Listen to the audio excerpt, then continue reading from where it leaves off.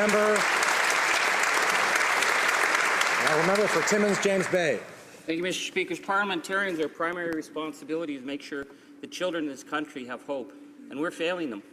I want to thank the minister for positive words on Attawapiskat, but as the community said to me this morning, it shouldn't take a state of emergency to get mental health workers to fly into a region where we've had 700+ suicide attempts. There was no money in the budget for mental health services for Indigenous children.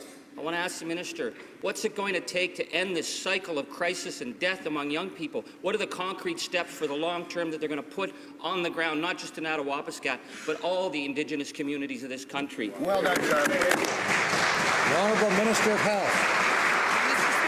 The honourable member will find no argument with me that, in fact, we need to find a way to restore hope for these communities, and particularly for the young people who consider taking their lives.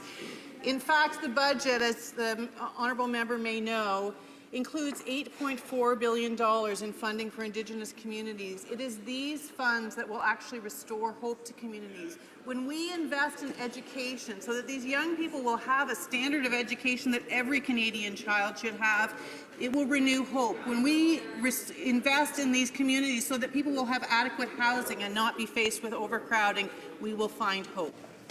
Member.